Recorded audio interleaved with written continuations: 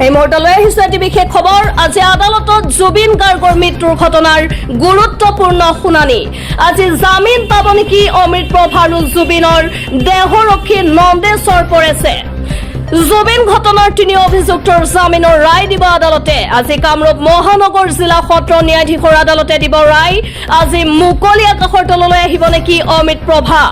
জুবিন গাৰ্গ ঘটনাৰ আজি শুনানিত আদালতৰ পৰা যিকোনো মুহূৰ্তত আহিব পাৰে ডাঙৰ খবৰ। এই মুহূৰ্তত লৈ আহিছো সময় দৰ্শকৰ বাবে এক বিশেষ খবৰ। জুবিন ঘটনাৰে জড়িত অভিযুক্তই পাব নেকি আজি জামিন। ন্যায়াধীশ বিপ্লৱ বৰুৱা আদালতে আজি গ্ৰহণ কৰিব শুনানি। জুবিন ঘটনাৰ 3 অভিযুক্তৰ ৰায়দান দিব আজি আদালতে। জামিন পাব নেকি অমৃতপ্ৰভা মহন্ত, জুবিন গাৰ্গৰ 2 PSOয়ে। জামিন আবেদন প্ৰত্যাহাৰ কৰিছে শ্যামকানু মহন্ত আৰু সিদ্ধাৰ্থ শৰ্মাই।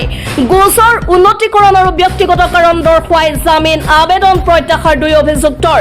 সমান্তৰালকৈ স্বনিবন গাৰ্গেও প্ৰত্যাহাৰ কৰিছে লোক অধিবক্তা। গতিকে আজি জুবিন ঘটনাৰ 3 অভিযুক্তৰ হ'ব শুনানি।